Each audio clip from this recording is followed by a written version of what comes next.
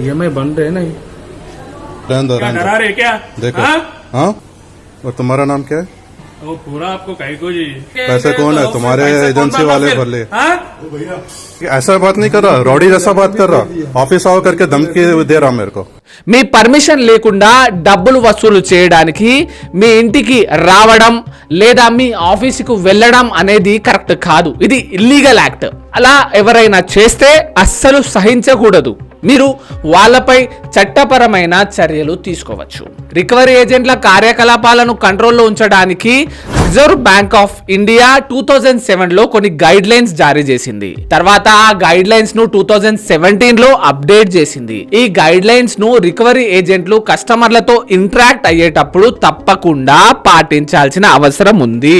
వాళ్ళ ప్రవర్తన కస్టమర్స్ పట్ల ఎలా ఉందో వివరిస్తూ లోన్ రికవరీ ప్రక్రియ చట్టపరంగా ప్రొఫెషనల్ గా కస్టమర్ రైట్స్ ను రెస్పెక్ట్ ప్రాముఖ్యతను ఆర్బీఐ గైడ్ లైన్స్ లో క్లియర్ గా చెబుతుంది. రికవరీ ఏజెంట్లు reserve bank of India rules తో కట్టుబడి ఉండాలని, కస్టమర్ ప్రైవసీను ఉల్లంఘించకూడదని, మీ కొలీగ్స్, ఫ్రెండ్స్ లేదా కుటుంబ సభ్యులతో మీ రుణం గురించి చర్చించడానికి వాళ్ళకి ఎలాంటి రైట్స్ లేవు. ఇలా జరిగితే రికవరీ ఏజెంట్లపై చట్టపరమైన చర్య తీసుకునే హక్కు మీకు ఉంది. డబ్బులను వసూలు చేయడానికి మీరు విజిట్ చేసినప్పుడు ఆ రికవరీ ఏజెంట్ ఐడెంటిటీ కార్డును మీకు అడగక ముందే చూపించాలి. దాంతో పాటు మీ ఇంటికి వచ్చే ముందు మీ పర్మిషన్ అడిగి రావాలి. హోమ్ విజిటింగ్ ఆథరైజేషన్ లెటర్ ఆ సంబంధించిన బ్యాంక్ నుండి తీసుకురావాలి.